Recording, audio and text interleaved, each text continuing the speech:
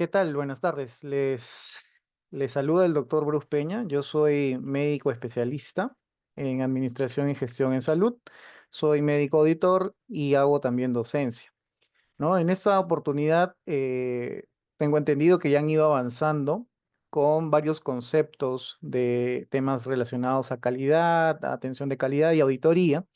Y lo que vamos a ver en este taller que se subdivide en dos clases, ¿no? El día hoy, domingo 17 y luego el 31, vamos a revisar cómo la auditoría en salud contribuye a la mejora de calidad en atención, ¿no? Proporcionando, digamos, algunas herramientas relacionadas con revisión de guías de prácticas clínicas, cómo es que nosotros, los auditores, utilizamos ciertas herramientas para hacer nuestra auditoría y nuestra gestión.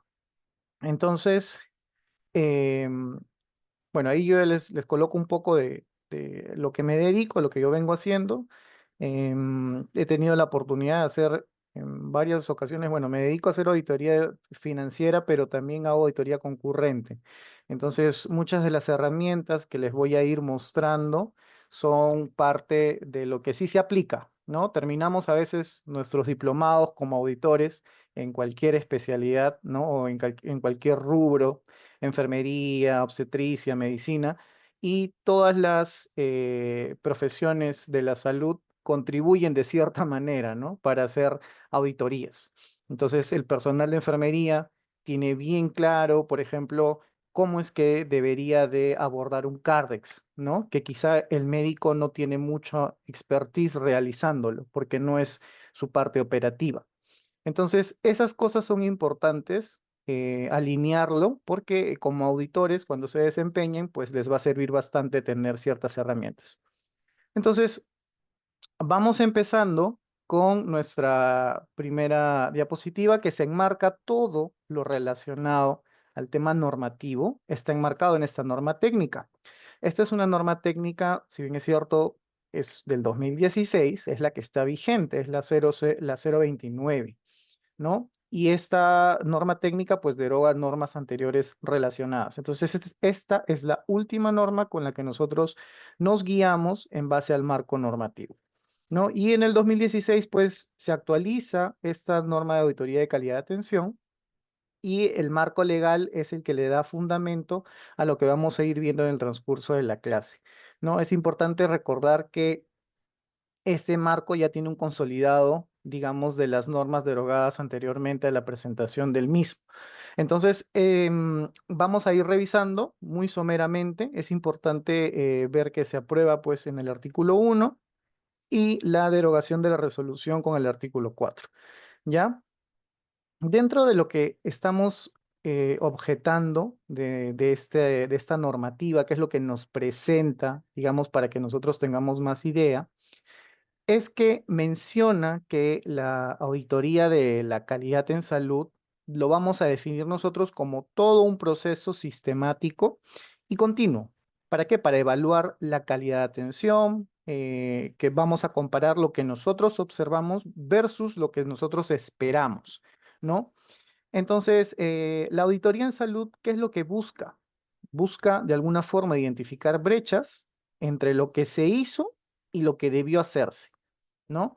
No es un castigo, yo siempre le menciono a colegas y alumnos que entran a este mundo de la auditoría no debe ser un castigo, sino un proceso de mejora continua, ¿no? Siempre que encontremos, por ejemplo, algún profesional de la salud que haya hecho algún, o que haya incurrido, digamos, en algún evento adverso y que no haya notificado, por ejemplo, alguna caída, no se debe de identificar a esta persona como una potencial persona que se le debe de castigar o se debe sancionar o se debe despedir, ¿no? La mayoría de instituciones, sean públicas o privadas, deben de trabajar de la mano con todos los profesionales, capacitarlos, instruirlos y ver la manera de no buscar sanciones. Al contrario, ¿no? Todo es un proceso de aprendizaje.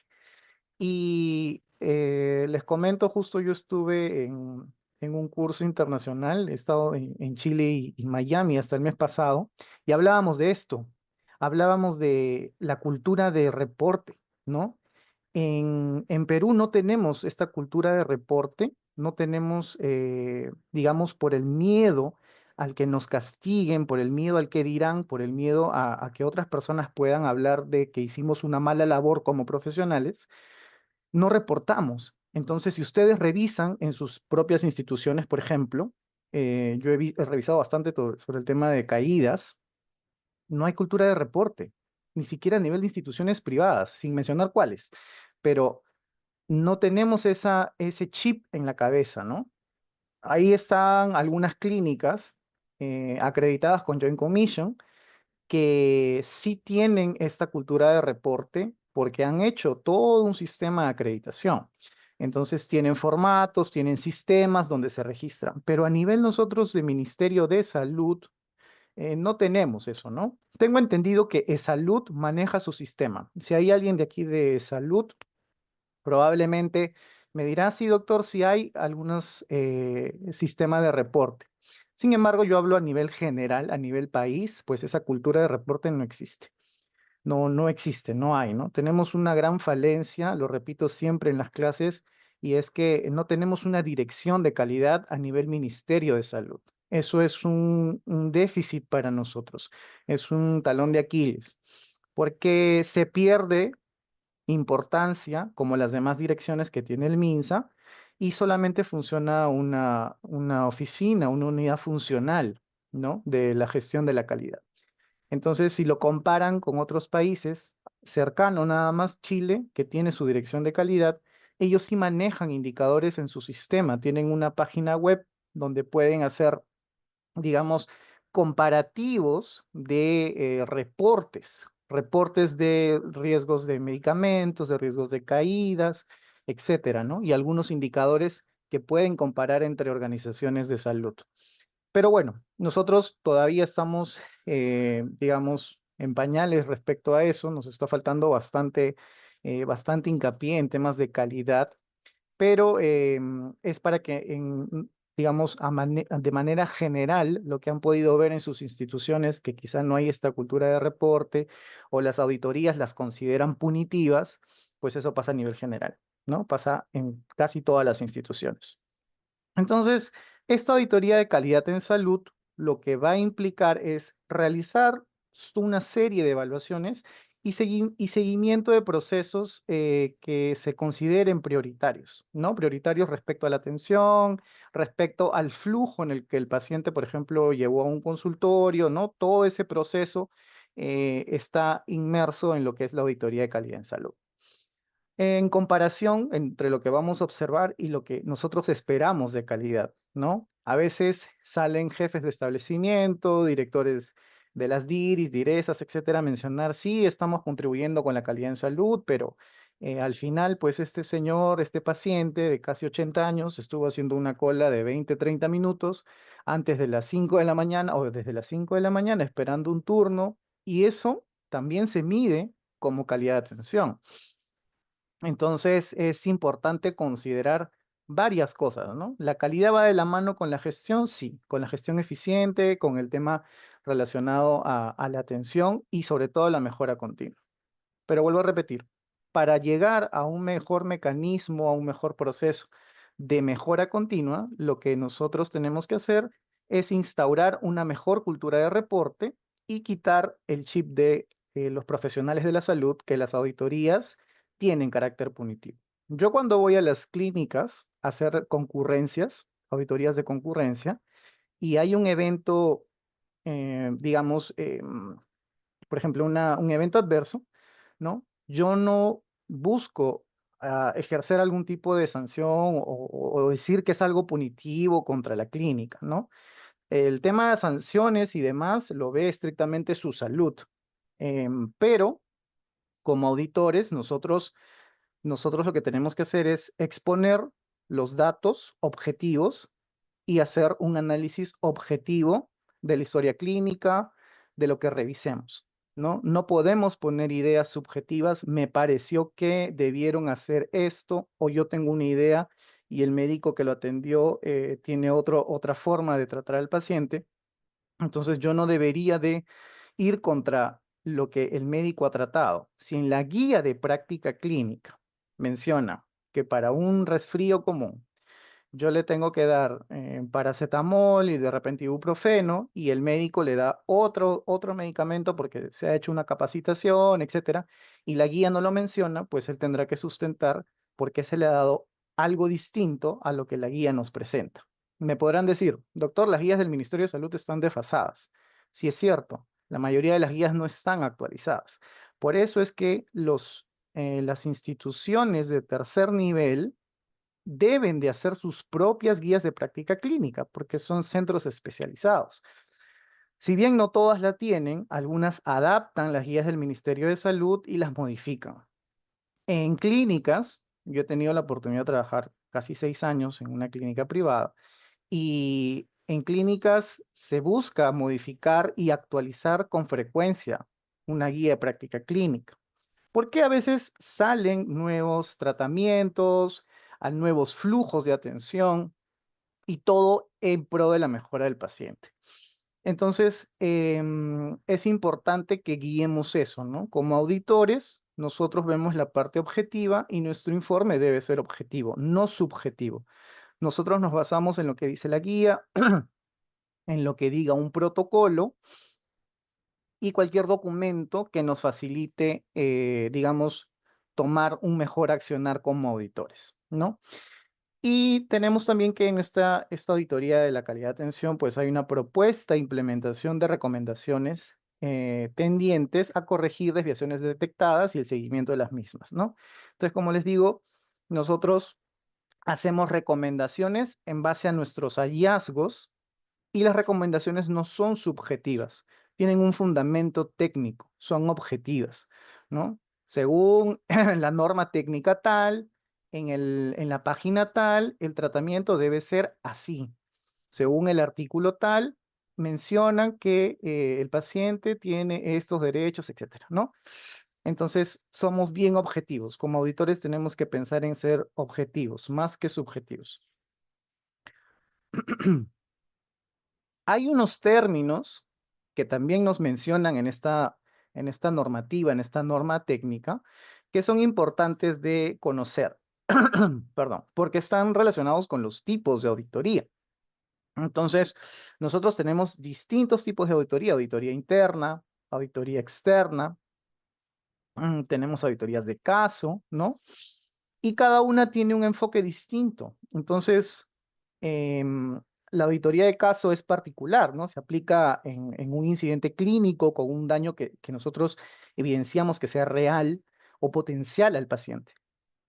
Y es clave para nosotros, para ustedes como auditores, que diferencien qué tipo de auditoría corresponde en cada una de estas situaciones, ¿no? Entonces, por ejemplo, para lo que es auditoría interna, está relacionado con un tipo de auditoría que lo realiza el Comité de Auditoría del Establecimiento de Salud, ¿ya? Si bien hay algunos establecimientos del primer nivel que quizá es un poco más complicado hacer un comité de auditoría, ahora vamos a ver quiénes son los integrantes más adelante. Em, Muchos de los hospitales de nivel 2, nivel 3, pues tienen su comité, ¿no? Entonces, es importante identificar quiénes son los encargados del comité porque ellos son los que van a realizar la auditoría. Y se realiza en el mismo establecimiento de salud. Una auditoría externa es realizada por un comité de auditoría, pero ajeno al establecimiento de salud, ¿ya? Si yo trabajo en un hospital nivel 2, yo trabajé en el Aburto Tello, bueno, ahí se parte de mi residentado también, y había un comité de auditoría interna. Cuando venían de la DIRIS de Lima Este hacer una auditoría por cuenta de la DIRIS, tenían su comité aparte y los encargados del comité de auditoría interna pues no tenían nada que ver con el caso. O sea, ellos levantaban su información, hacían su informe y daban sugerencias y recomendaciones al hospital. Y entonces ese es un comité de auditoría que es ajeno al establecimiento de salud. Ya no forman parte de los recursos humanos de ese establecimiento. La auditoría médica, por su parte, es un tipo de auditoría sobre un acto médico, ¿no? Se realiza por profesionales médicos y no han participado en la producción de datos de la información. Si, por ejemplo, tenemos un caso de alguna complicación quirúrgica en sala de operaciones, que tiene que una implicancia respecto al acto médico, ¿no? Digamos que por ahí lesionaron alguna zona vascular que no deberían hacer al momento quizá de seccionar un catéter, vía urinaria, lo que fuera. em, Implicancia sobre la parte médica. Este médico que hizo la operación, asumamos que sea auditor, no puede realizar una auditoría porque él ha sido parte de el acto médico que va a tener que ser investigado. Entonces, no participa en la producción de datos, ni mucho menos en la información, ¿no? Ni en la atención médica. Entonces, esta revisión es un poco más detallada de los registros, el proceso médico, digamos, el objeto de evaluación tiene que ver el flujo, ¿no? Y finalmente, cómo es que esto repercute en la atención del médico, del paciente, a través de la calidad que se le brindó la atención, ¿no? Probablemente al seccionar una arteria que no correspondía como parte del procedimiento quirúrgico, pues el paciente pudo terminar con un sangrado masivo y condicionar de repente su muerte o ocasionarle un shock hipovolémico que le produzca un daño neurológico. Entonces son varias cosas que uno tendría que indagar donde no interviene el personal que entró en el procedimiento, ¿no? Tenemos también la auditoría en salud. La guía pareciera medio redundante, pero lo define como una auditoría de calidad de atención en salud a todo ese proceso que se realiza sobre un aspecto en particular de la atención. Aquí no es solo médico, aquí puede ser la parte de enfermería, la parte de obstetricia, nutrición, psicología, cualquier profesional que sobre un paciente haya brindado algún tipo de atención, ¿no? Y esto lo realizan pues profesionales de la salud que realizamos auditoría de calidad, ¿no? Ahí entran, puede ser médicos, enfermeras, obstetrices, y que pueden incluir cualquier aspecto, administrativos o directamente con la atención del paciente. ¿No? Acá, por ejemplo, podría ser de repente algún reclamo, alguna queja de algún paciente respecto a la espera o algo relacionado, si vemos un tema administrativo, o ya de repente quizá con el trato hacia el paciente o con la medicación que se le dio y hubo un error por parte de enfermería al colocar el medicamento incorrecto y le produjo algún tipo de lesión, ¿no? Podría ser local, algún rash, etcétera. Y por último, la auditoría de caso es la auditoría de calidad en salud que no está incluida en el plan anual. Todos los años se hace un plan anual, ¿no? Em, Todas las instituciones de salud tienen un área de planeamiento estratégico.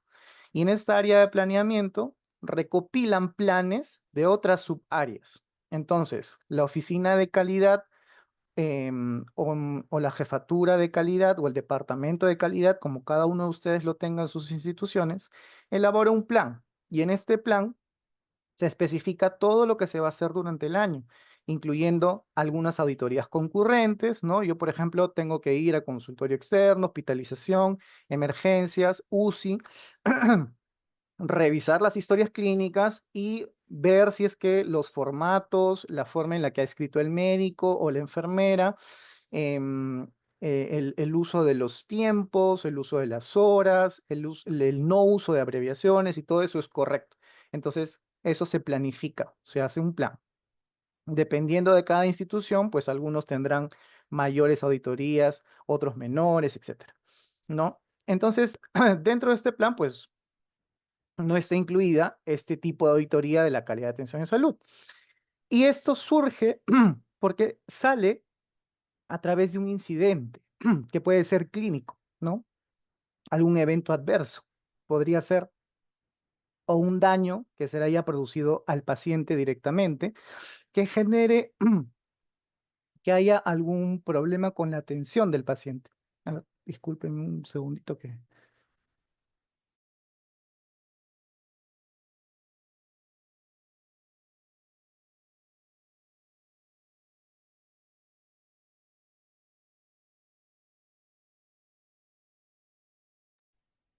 Ya, que estoy hablando bastante y se me seca la garganta.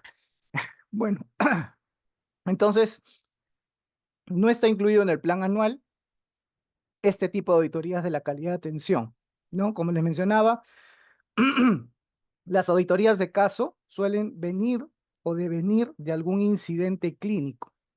Yo en general he visto muchas, sobre todo relacionadas con obstetricia, muchas relacionadas con muerte materna o muerte perineal o de la prematuridad, ¿no? Entonces, generalmente están relacionadas con muertes materno-infantil. Muchas de las auditorías que surgen de imprevisto van de la mano con este tipo de eventos. Según la clasificación de la auditoría de calidad en atención, ¿no? Tenemos nosotros quién la realiza, cuál vendría a ser el objeto de auditar, cuál vendría a ser la planificación y la naturaleza y conclusiones de la auditoría. Entonces, nosotros tenemos que la clasificación en atención, según quien realiza la auditoría, podría ser una auditoría interna, como mencionamos, ¿no? Dentro de la institución, o una auditoría externa. Según el objeto de la auditoría, puede ser una auditoría médica, estrictamente médica, de procedimientos médicos, intervenciones médicas, o una auditoría en salud que abarca pues mucho más allá de la intervención del médico per se. Incluye la atención de enfermería, la atención de obstetricia, la atención de psicología, etcétera, como ya hemos visto en la anterior definición. Adicionalmente, se puede clasificar según su inclusión en la planificación anual de auditoría, ¿no? Puede ser una auditoría programada, como les mencioné, puede estar incluida en el plan, o una auditoría de caso. La auditoría de caso no está incluida en el plan, ¿no? Hasta ahí estamos claros. Según la naturaleza de las conclusiones de la auditoría, tenemos una auditoría regular u ordinaria y una auditoría dirimente. La dirimente es una auditoría de caso y viene a ser una auditoría externa, ¿ya? Que es dispuesta exclusivamente por la autoridad de salud, ¿no? O la autoridad regional, quien fuera, ante algún incidente, algún evento adverso sobre el que se ha realizado dos auditorías de caso previas con conclusiones contradictorias. Yo no he tenido la oportunidad de ver una dirimente, sí que se había hecho una convocatoria para una, porque tuvimos un caso de muerte materna que lamentablemente hicieron dos auditorías de caso donde cada auditor tenía conclusiones muy diferentes, muy distintas. Uno de los auditores, yo asumo cada uno es profesional, ¿no? Entonces, uno de los auditores parece que era compañero de uno de los médicos ginecólogos y habían datos que no estaban muy claros y las conclusiones de la auditoría apuntaban a que no era un error del médico, del acto médico del ginecólogo. Sin embargo, el otro auditor mencionaba todo lo contrario. Entonces, eh, la DIRIS quería hacer una auditoría en coordinación con el MINSA, porque fue un caso, no llegó a ser tan mediático, pero sí recuerdo que hubo esta contradicción de auditores. Entonces, en esos casos se hace una auditoría dirimente, ¿ya? Cuando ya existen dos auditorías previas, pero las conclusiones de las auditorías son contradictorias, generalmente porque lo hace dos auditores distintos. En este caso es bueno tener bien consolidado un comité. Suele pasar en instituciones donde a veces contratan un auditor por terceros y termina yéndose o a medio camino deja un informe a medias y contratan un nuevo auditor que vuelve a hacer todo el caso, todo el expediente y resulta que las conclusiones son distintas, no son similares.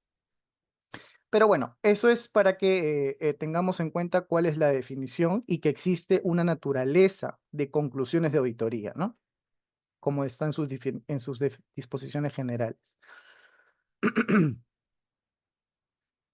Dentro de las disposiciones mencionan los comités de auditoría. Y es que todos los establecimientos deben tener un comité de auditoría en salud, ¿no? Y un comité de auditoría médica. Cada hospital o clínica debe contar con comités de auditoría permanentes. ¿Por qué? Porque esto va a asegurar que el proceso no sea improvisado. O sea, más bien es algo más institucionalizado, ¿no? Los comités, ¿qué es lo que nos garantizan? Nos garantizan objetividad y sobre todo un mejor análisis. Entonces, es bueno formar un comité donde nosotros podamos tener responsabilidades por cada miembro y una información no sesgada, más consolidada y más objetiva al momento de hacer un informe, ¿no?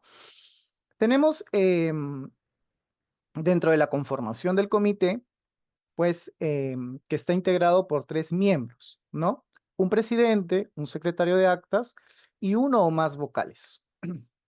Los principios de los auditores mencionan conducta ética, confidencialidad, veracidad, diligencia, independencia, imparcialidad, objetividad y respeto por los derechos y honor de las personas.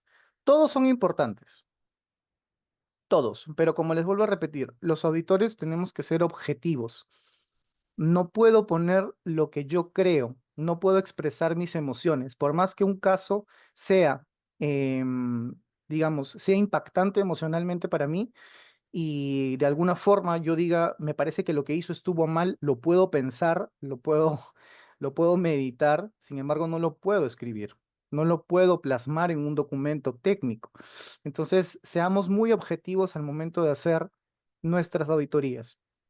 Confidencialidad es muy importante porque al momento nosotros de entrar a la historia clínica, que ya viene a ser un documento médico legal, nosotros vamos a revisar datos muy privados de un paciente, ¿no? Así como cuando ustedes tienen contacto con pacientes que probablemente son seropositivos de VIH o pacientes que tienen alguna condición clínica que es, digamos, emocionalmente frustrante para ellos, pues respetamos al paciente y no divulgamos, oye, mira, este paciente tiene esto, tiene lo otro, ¿no? De manera profesional, sí, para salvaguardar, digamos, nuestra integridad, ¿no? Vamos a administrar un medicamento o algo, tenemos que conocer si el paciente es seropositivo, etcétera, pero no a manera de, digamos, discriminar al paciente o pasar información de este paciente a otras áreas que no le competen saber sobre el paciente, ¿no? ¿Me dejo entender? Entonces es muy importante el tema de la confidencialidad. Nosotros no, en los informes de auditoría, evitamos colocar el nombre completo del paciente, dependiendo de la institución a que le den el informe, ¿no? Se colocan generalmente siglas o al momento de hacer la presentación, porque también tenemos líneas de tiempo, y al momento de hacer una presentación del paciente frente a otra institución que no tenga que ver directamente con el paciente, ¿no? Digamos, colocamos siglas para salvaguardar la integridad del paciente. ¿No? Y todo lo que tenemos que colocar dentro de nuestro informe de auditoría tiene que tener veracidad. Nosotros no vamos a inventar cosas que no están escritas en historia clínica. Nos pasa a todos. Todavía están las historias clínicas que son hechas a mano y tenemos muchos profesionales, médicos sobre todo, que escriben muy mal y no se les entiende. Al momento de no entender algo de la historia clínica, es mejor colocar que esa parte que no entendimos es ilegible y continuar redactando lo que sí entendemos, ¿no? Porque si nosotros vamos a tratar de entender, como muchas veces nuestros amigos de farmacia a veces tratan de entender la letra del médico y se puede cometer algún error, ¿no? Quizá algunos tengan más experiencia, es preferible que lo que yo no sé o que lo que yo no entiendo no lo escriba y no lo plasme. Se colocará es ilegible, poco entendible, etcétera, ¿no? Es eso a colocar algo en que no sea verdad dentro del informe. Tenemos algunas responsabilidades de los miembros del comité, ¿no? El presidente, bueno, va a presidir el comité, convoca las reuniones ordinarias las veces que sean necesarias, asegura las auditorías de calidad, ¿no? Y garantiza los informes y que el informe final cumpla con los requisitos de calidad dentro de la norma. Presenta el informe final de auditoría al jefe de calidad o quien haga de sus veces y lo eleva a la dirección del establecimiento de salud para las disposiciones de recomendaciones, etcétera. ¿Cómo pasa, cómo suele suceder, por ejemplo, cuando hemos visto, siguiendo la misma línea, ¿no? El caso de muertes maternas neonatales, mortalidad materna neonatal? Se investiga, se hace una línea de tiempo, se hace el informe, el comité lo eleva a la jefatura de la oficina de calidad y la oficina lo eleva a la dirección. Previo, a que la dirección dé su opinión respecto a la implementación de las recomendaciones, suele revisarlo el área de asesoría jurídica, ¿ya? ¿Por qué? Porque en algunos casos sí va a requerir algún tipo de amonestación ya desde la parte de vista administrativa. Como les vuelvo a decir, la recomendación es que nosotros no hagamos ningún comentario punitivo, ¿no? No podemos adentrarnos en decir esto requiere algún tipo de sanción o algún procedimiento administrativo sancionador, el famoso PAS.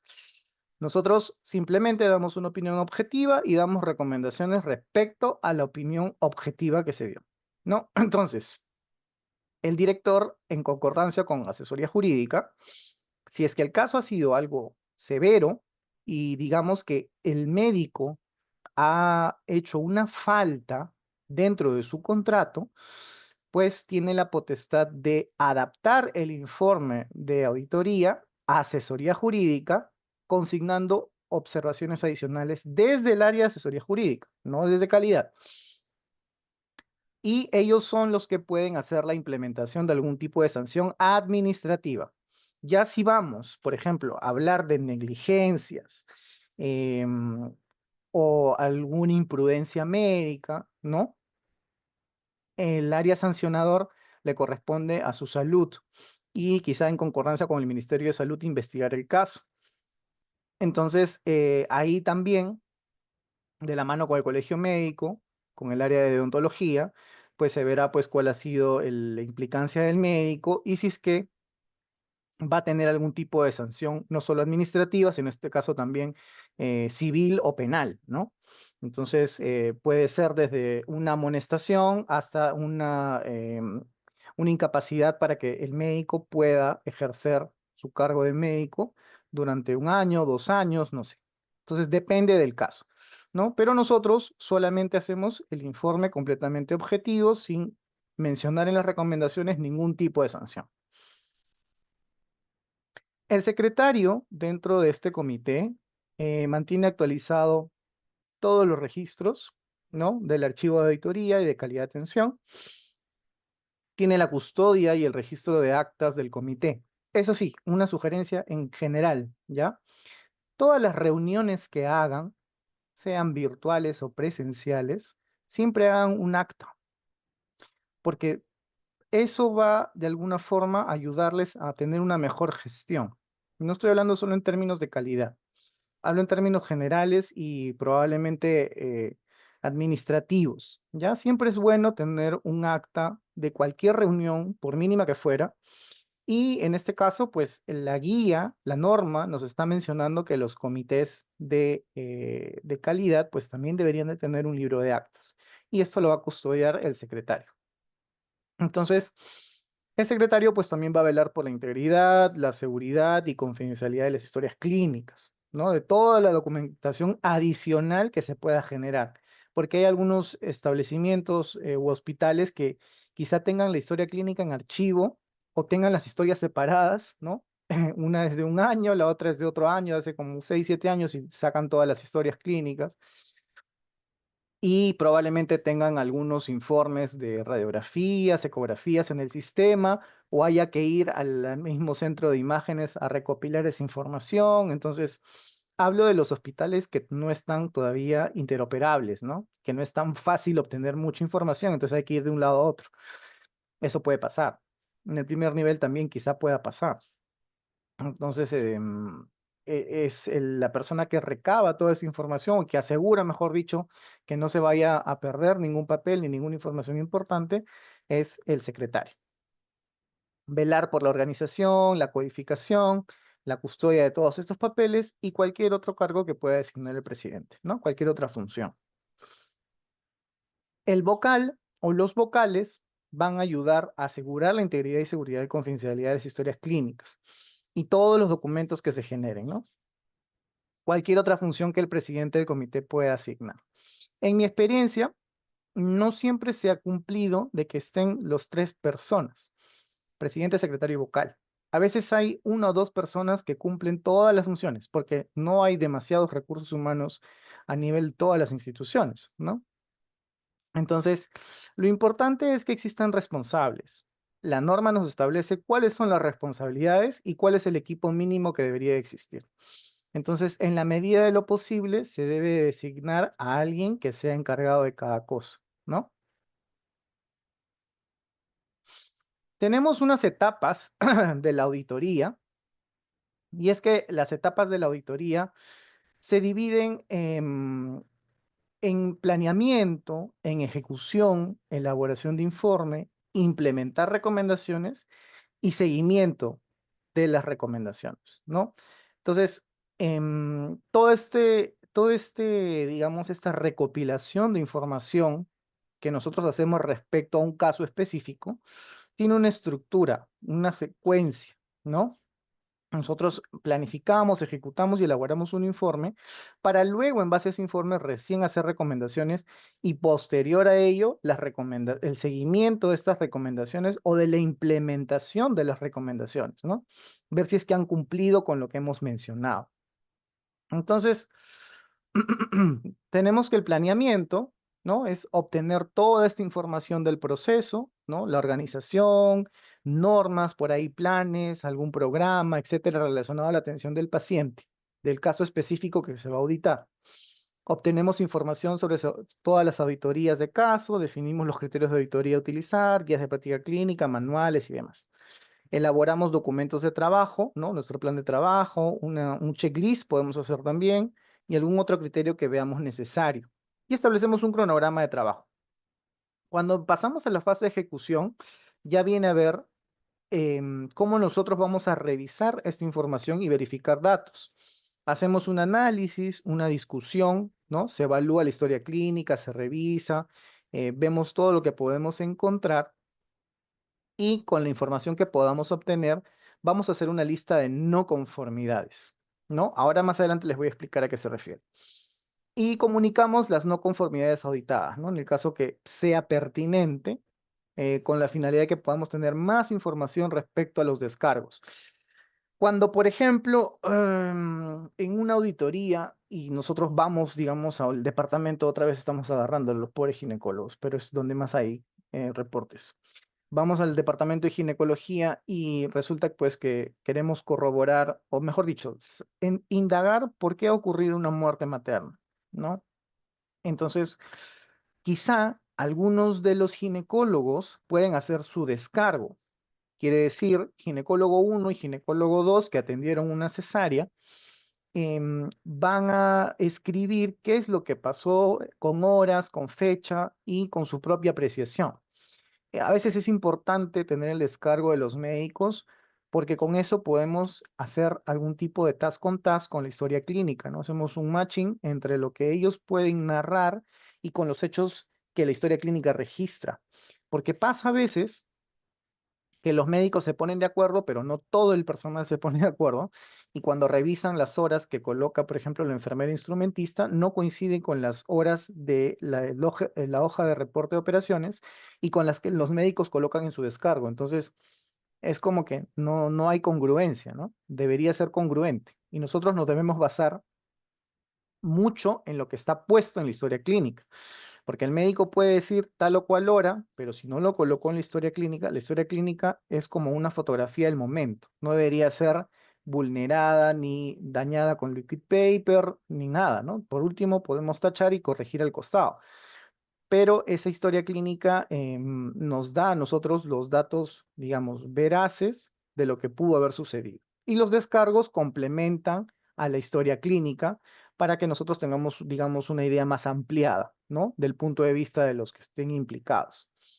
Entonces, Nosotros vamos a hacer probablemente una reunión al inicio, ¿no? De esta auditoría de caso y probablemente también al final, para ver cómo ha sido la evolución entre lo que encontramos y lo que vamos a proyectar en el informe. Ya en el informe final se hace toda una redacción más conciso de las no conformidades de la auditoría, ¿no? Conclusiones, recomendaciones. Este informe pues se eleva a la jefatura y como hemos visto posteriormente a la dirección para que se implementen recomendaciones o en caso que digamos sea un tema un poco más duro de tratar, ¿no? Como alguna sanción ya no solo administrativa, sino quizá penal, eso le corresponde al área de asesoría jurídica, ya en concordancia probablemente con el Ministerio de Salud, con su salud, dependiendo de la gravedad del caso. Documentar todo el proceso, ¿no? Para el archivamiento posterior de estos documentos. En algunas instituciones que todavía gastan en papel, a la historia clínica le sacan copia, ¿no? Sacan copias de la historia clínica, digamos, de otros documentos que hayan podido recabar, ¿no? Como estaba poniendo el ejemplo, no todas son interconectadas, entonces yo me voy a imágenes a traer un documento de informe de una ecografía. Me voy al laboratorio a imprimir las hojas de laboratorio de este paciente porque, bueno, no está en el sistema y no está en la historia clínica. Entonces, todas esas fotocopias yo las adjunto y las empiezo a foliar. Cuando foliamos de atrás hacia adelante, ¿no? Desde la última hoja hacia la primera. Entonces, mi última hoja viene a ser 1, 2, 3, hasta que llegue a la primera hoja. ¿Por qué es importante foliar? Porque cuando yo le coloco una numeración a la cara de la hoja que he fotocopiado, hablamos por caras el folio, ¿ya? Entonces, me sirve a mí al momento de hacer mis hallazgos, que también se los voy a presentar más adelante, esto es más la parte introductoria de la teoría. Cuando yo hago mis hallazgos, digo, en el folio tal se ha observado esta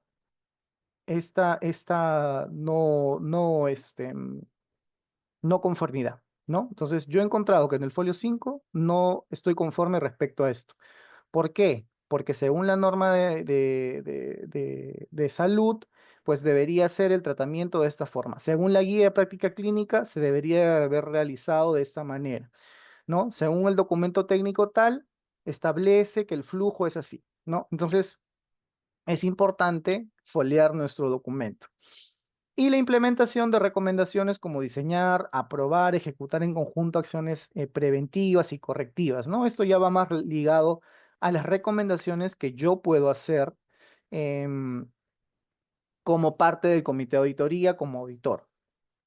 Y esta etapa pues corresponde a ser ejecutada por los jefes y los responsables de los servicios o áreas que han estado involucradas en esta auditoría. Entonces, algunos jefes de departamento, ustedes no me van a dejar mentir, son un poco reacios a tomar o acatar alguna recomendación, ¿no? Muchos se creen dioses del Olimpo y no quieren ninguna recomendación, pero está en el deber del equipo de calidad, de la oficina de calidad, departamento o como lo tengan, em, tener que brindar esas recomendaciones y insistir respecto al seguimiento, ¿no? Entonces, hay que tener mucha correa también con los profesionales que a veces no se dejan educar, ¿no? Eso es lo que les digo, ¿no? El seguimiento de las recomendaciones. O sea, nosotros emitimos recomendaciones dentro del informe y estas recomendaciones deben tener un seguimiento. Si yo digo que, por ejemplo, ya traigamos a otro especialista, un médico general de cirugía general. Digamos que este médico, por hacer muy rápida una cirugía, obvió uno de los pasos quirúrgicos, ¿ya? Una cirugía X. Y en el manual de procedimientos de esta cirugía menciona que tiene que hacerse ese paso. Entonces, nosotros podemos recomendar que el médico se instruya respecto a esta cirugía. Y vamos a ver si en una próxima cirugía, pues realizó todos los pasos, ¿no? Quizá con un checklist. Otra acción podría ser que un médico hizo muy bien todo el procedimiento, siguió buenos pasos, etcétera, pero no está plasmado en una guía de práctica clínica porque el hospital no la tiene. Entonces, si bien el médico lo conoce, lo que se debería hacer es implementar la guía de práctica clínica o adaptarla a las guías que ya existen, ¿no? En el ministerio, y le damos un plazo de 2 o 3 meses. En 3 meses vemos si es que han implementado esa guía de práctica clínica, entonces decimos la recomendación fue acatada, ¿no?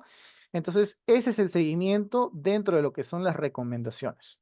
Y es muy importante hacerlo, muy importante. No debe quedar en un informe y lo que yo sugiero, no. Hay que ver que lo que yo estoy recomendando al final se aplique, porque ahí ya involucra algún tipo de cambio en la persona o en el departamento que se ha visto involucrado, ¿no?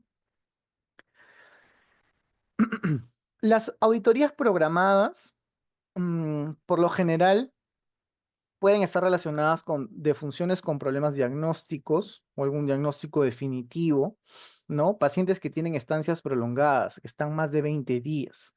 En algunos casos puede ser aceptable como patologías complejas. Yo he trabajado en el Instituto del Niño de San Borja y ahí había un concepto distinto a una hospitalización prolongada, porque tenemos niños con posoperados de cirugías complejas, muy complejas, incluyendo trasplantes. Entonces, el pensar en un periodo hospitalario prolongado es algo normal.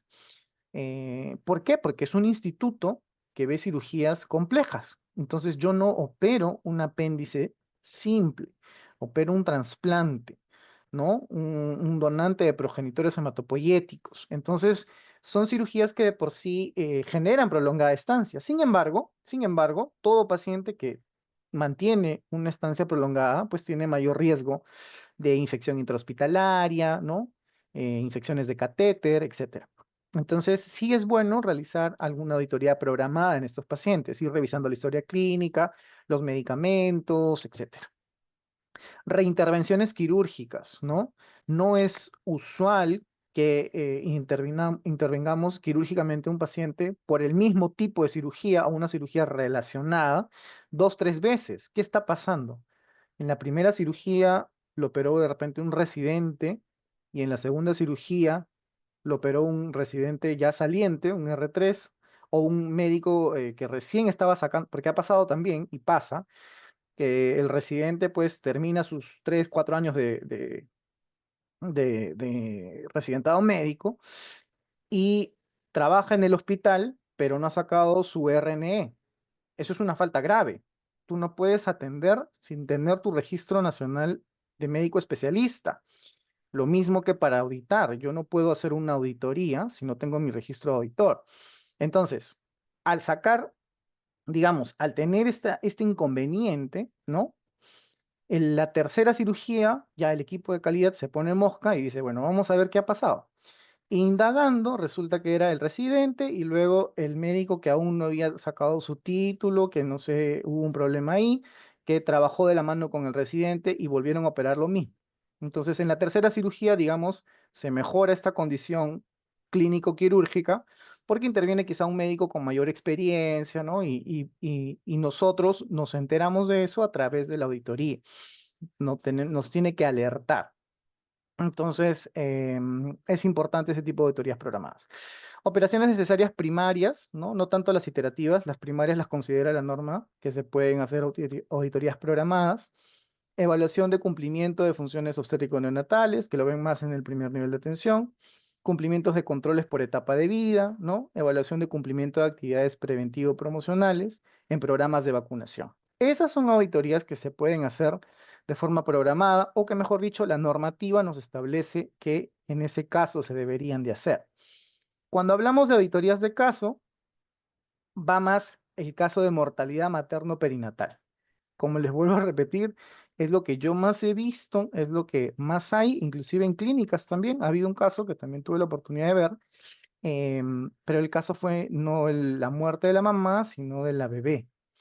Entonces, estas auditorías de caso pues surgen porque nosotros no programamos de que vaya a morir una mamá con un bebé, ¿correcto? Es un incidente, es un evento que puede surgir sin que nosotros lo planifiquemos. Reingresos por un mismo diagnóstico también debe llamarnos un poco la atención, ¿no? Porque un paciente que salió con una neumonía por estreptococo está regresando por lo mismo y quizá un poco más complicado, ¿no? Habría que revisar. Eventos adversos por anestesiología, complicaciones anestésicas, eventos adversos de cirugía, complicaciones posoperatorias, es muy frecuente. Yo diría que entre la 1 y la 4 es muy, muy frecuente ver eventos adversos quirúrgicos y ginecológicos. Es lo que más se ve en temas de auditoría.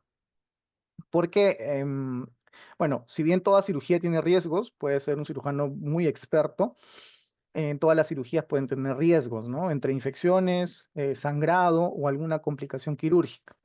Sin embargo, es muy importante y muy prolijo el tema de la cirugía segura, que probablemente conozcan, porque eso nos va a garantizar que si hacemos una secuencia de pasos y hacemos un checklist, ¿no? Antes, durante y después de la operación del paciente, pues estamos haciendo una secuencia en la que vamos a corroborar datos, en la que vamos a corroborar cuántas gasas he usado, corroborar el procedimiento que he utilizado con el paciente, y si por azares, ¿no? El paciente pues no reacciona bien ante esta operación, no es culpa del procedimiento ni del protocolo, ni de la cirugía segura a través de un checklist, ¿no? Es quizá el mismo sistema del paciente, no todos respondemos igual a una cirugía, algunos factores adicionales, etcétera.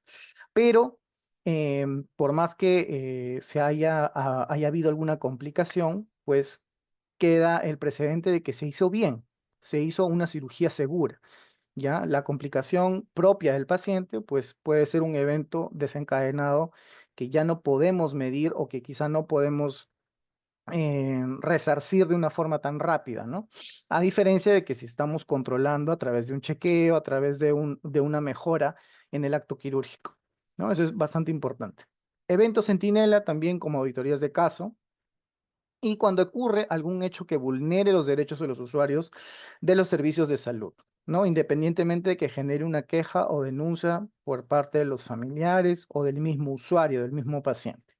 Todo eso es lo que recomienda la norma técnica. Y nosotros vamos a ver que en la estructura de un informe, ¿no? De un informe final de auditoría, vamos a tener primero toda la parte de antecedentes, el origen de nuestra auditoría, ¿no? ¿Cuál es el tipo de auditoría? El alcance, la metodología, la información, hallazgos, conclusiones, recomendaciones, nuestras firmas y anexos adicionales. Para que nosotros veamos aquí la metodología para recopilar esta información, ¿no? Como ya les habíamos visto la secuencia de pasos, ¿no? Desde la planificación, ejecución, elaboración de informe, hacemos una reconstrucción de todos los hechos y la parte cronológica. ¿Por qué? Y acá es importante mucho ayudarnos de una línea de tiempo. Cuando son historias grandes, como casos quizá de muertes maternas o alguna historia que ha estado en la UCI y requiere de repente datos cronológicos, es importante quizá hacer una línea de tiempo. Lo vamos a ver también, ahora les voy a explicar en qué consiste hacer esta línea de tiempo, porque tiene que tener datos del diagnóstico, del personal que intervino, el tratamiento, y eso nos va a servir para poder hacer un mejor informe, quizá más detallado, ¿no? Y sobre todo que tenga hora y fecha de atención del paciente. Las entrevistas, registros de declaraciones, ¿no? Como les dije, en algunos casos el descargo del profesional que intervino en la atención del paciente podría ser necesario.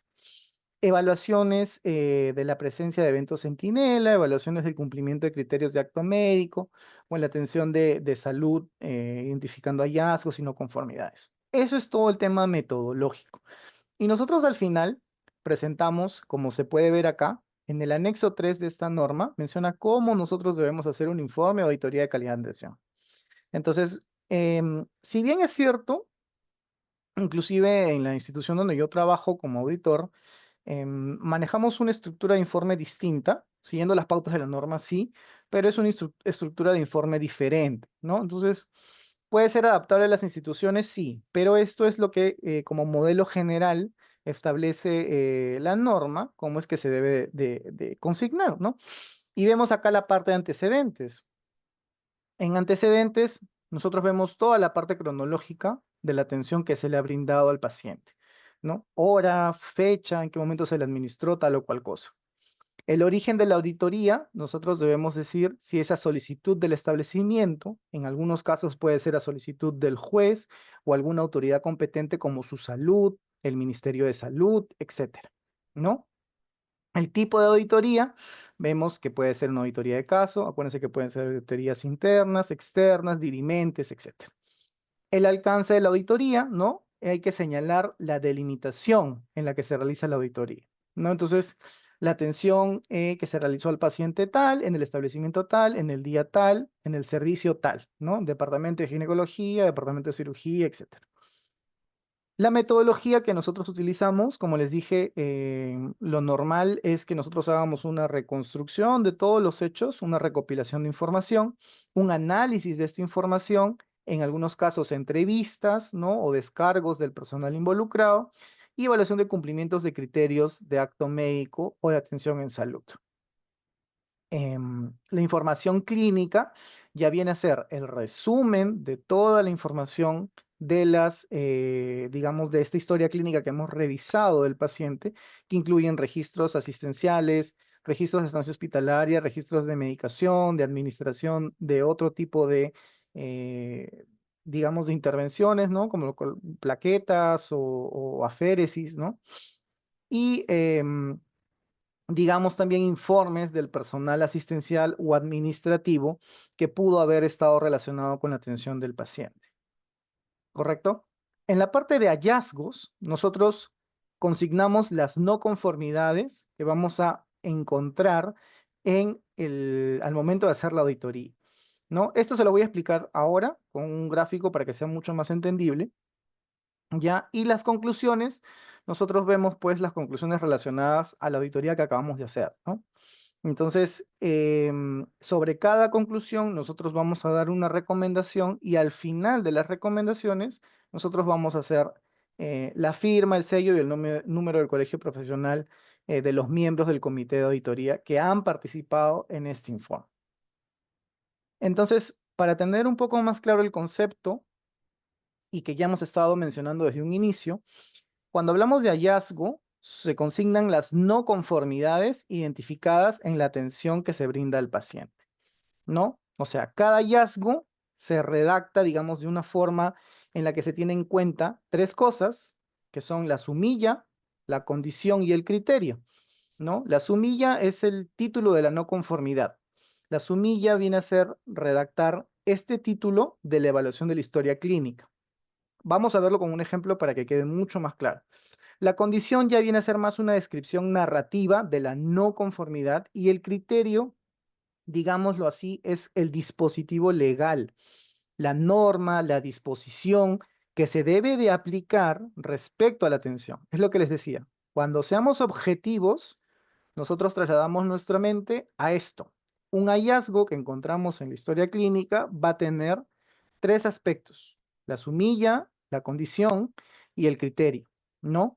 Solamente cuando nosotros hablamos de una auditoría de caso, ¿no? Además, se pueden incluir las causas, siempre y cuando nosotros tengamos una evidencia que no podemos, digamos, no corroborar, o sea, es tácita, está explícita, es algo irrefutable que está en la historia clínica, que nos puede sustentar las causas, ¿no? Pasó por tal o cual motivo, o sea, hubo un fallo en el procedimiento, hubo un exceso de colocación de anestesia, etcétera. Todo lo que esté registrado y que podamos tener evidencia de existencia, podemos agregar adicional a estas tres un criterio denominado causas, ¿no? Se pueden agregar las causas solo para auditorías de caso. Vamos a ver. Esta es la redacción de un hallazgo. Es lo que les comentaba, ¿no? La sumilla, la condición y el criterio. Y acá menciona que para auditoría de caso solamente se puede agregar las causas, siempre y cuando estemos con la certeza de que existen, ¿no?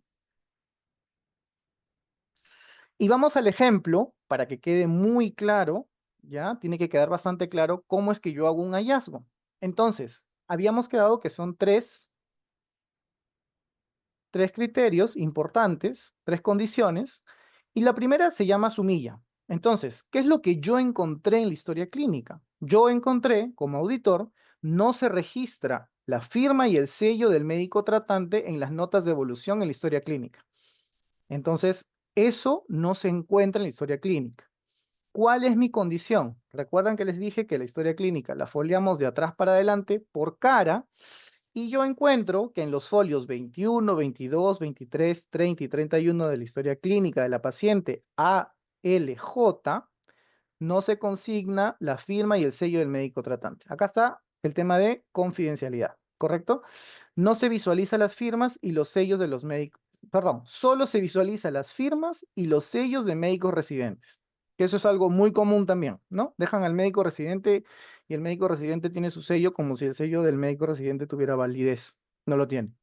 Del mismo modo, en los folios 32 y 33, correspondiente a la prescripción, se visualiza que la terapéutica prescrita se acompaña de la firma y sello del médico residente. O sea, el médico residente, y tengámoslo en cuenta, si bien es un médico ya egresado, todavía está haciendo labores de educación. Es un estudiante. ¿Tiene régimen laboral? Sí, pero dentro de CONAREME, de la normativa de CONAREME, es considerado como un estudiante, más que un trabajador. Si bien cumple sus 150 horas, hace labor asistencial o administrativa, dependiendo de la especialidad, pues el médico residente continúa como trabajador, como estudiante, no como trabajador. Entonces, ese sello no tiene validez, ¿no? ¿Quién debería de corroborar la información que coloca el residente? Es el médico tratante. Entonces, el médico tratante debería revisar y sellar donde el médico residente ha terminado de hacer su evolución, de hacer la prescripción, la epicrisis, etcétera, ¿no? Em, ¿Y cuál es nuestro criterio? Ya tenemos la condición, ¿no? Nosotros hemos identificado que en estos folios, en estas caras de las copias que hemos sacado, pues el médico residente es el que ha firmado y no el tratante. Entonces, nosotros resumimos que no tenemos firmas ni sellos del médico tratante en esas hojas de evolución. Correcto. Y ahora, ¿cuál es nuestro criterio? ¿Cuál es nuestra parte técnica? ¿Cuál es nuestro sustento? En la norma técnica 139, que tiene que ver con la norma de gestión de la historia clínica, esta norma técnica también la deben de tener ustedes. Es importante que la tengan porque de ahí nos dice cómo elaborar una historia clínica, etcétera, ¿no? Para cada profesional tiene sus criterios, enfermera, médico, etcétera. Entonces establece que el médico tratante es el profesional médico que, siendo competente para manejar el problema del paciente, conduce el diagnóstico y tratamiento. Se señala además que en aquel establecimiento en el que hubiera un grupo de médicos a cargo de la atención del internamiento, el médico tratante es que atiende por primera vez al paciente a su ingreso en el servicio de hospitalización en tanto permanezca en este, ¿correcto? Asimismo, se establece que las anotaciones de los internos y o residentes de medicina y otras profesiones de la salud deben ser refrendadas con la firma y sello del profesional responsable. Con eso, ustedes hicieron el 100% de su auditoría, el 100% de esa observación de la auditoría, porque encontraron que no habían firmas ni sellos, saben identificar en dónde estaban, resumieron en dónde, y tienen el sustento técnico, porque la norma los avala y les dice, ¿sabes qué? En la norma técnica, disculpe doctor, usted no puede, tiene que refrendar lo que el residente ha hecho. El residente puede ser muy capo, muy ducho, puede ser excelente médico. Sin embargo, su sello no tiene validez. No tiene registro nacional de médico especialista. Entonces, legalmente no tiene validez y eso es una falta, ¿no? Quizá algunos por desconocimiento. Hay otros que conociendo bien que el médico no debe de sellar, incluso los médicos hasta sus sellos propios les dan.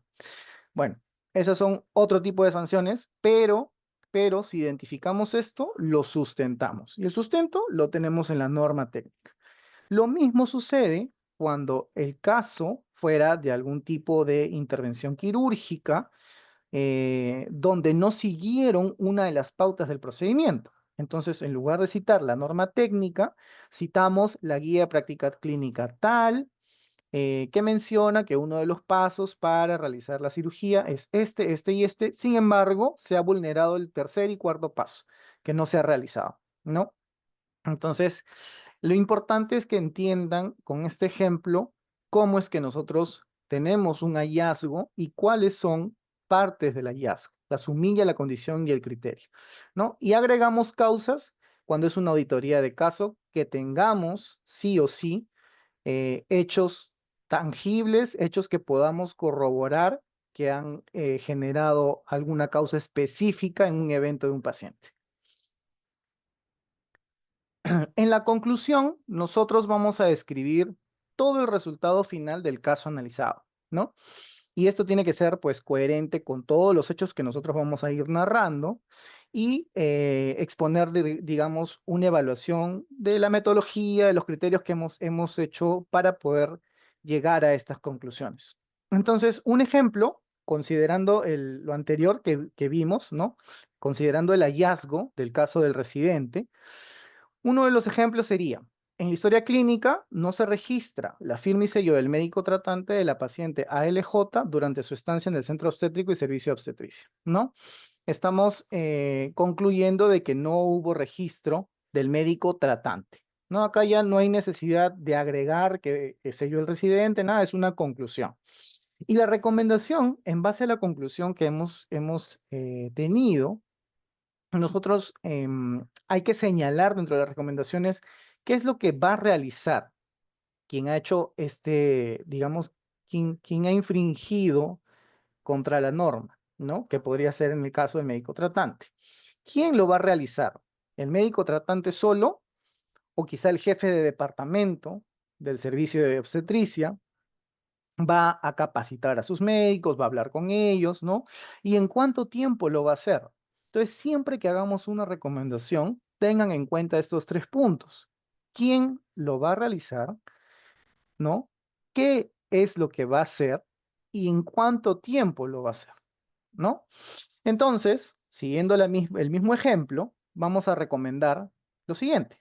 Se recomienda que el jefe de servicio de obstetricia y del departamento de ginecología obstetricia del Hospital Arzobispo Loaiza o el Hospital X, ¿no? El que ustedes consideren, en el que vayan a auditar, socialice a los médicos asistenciales de su servicio la norma técnica 139, que tiene que ver con gestión de la historia clínica, y se sugiere implementar la recomendación en un plazo mayor a 30 días hábiles de recibido este informe, ¿no? Este es un ejemplo de recomendación. Entonces, quizá me pueden decir, doctor, la recomendación inicial sería pues que el médico refrende inicialmente con su sello lo que ha colocado este residente. Correcto. Se puede hacer. Se puede hacer la refrenda, no debería ser a destiempo, quizá debería haber una nota posterior a las indicaciones, donde el médico tratante diga, se corrobora que en la evolución del día de ayer, que en el tratamiento del día brindado el día anterior, etcétera, lo colocado por el médico residente tal es correcto, ¿no? Y ahí debería de ir el sello del médico tratante. Entonces, esto, como les menciono, no es con la intención de que el médico tratante pues le grite al residente, lo trate mal. Suele pasar, yo sé que suele pasar. Y es que no tenemos esta cultura de reporte, esta cultura de dar cualquier tipo de comunicar algún incidente o lo que fuera, por el miedo al que dirán, por el miedo a la represalia, por el miedo al perder un trabajo, etcétera.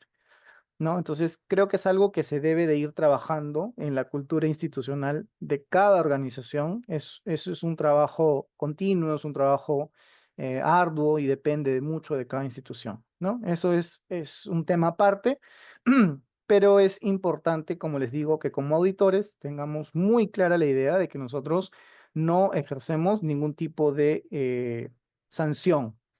Nuestro informe no tiene carácter punitivo, no es para que lo castiguen, no es para que lo señalen, ni es para que generen algún tipo de represalia contra la persona que probablemente hizo algo por desconocimiento, no necesariamente por omisión o de forma premeditada, ¿no? A veces es por desconocimiento también.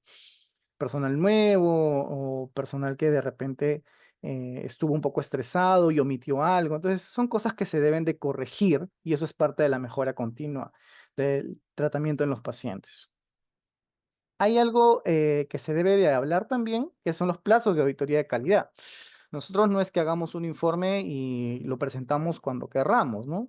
La norma te establece algunos plazos y menciona que para las auditorías programadas se debe hacer según los tiempos que uno puede planificar en su plan anual, pero no debe exceder en ningún caso por encima de los 20 días hábiles. O sea, si yo, por ejemplo, me programé hacer auditorías en el área de consultorio externo para la primera quincena de agosto y yo tengo ya la recopilación de datos el 15 de agosto, pues tengo a partir del 15 de agosto 20 días hábiles para hacer la presentación del informe. Esto para el caso de auditorías programadas.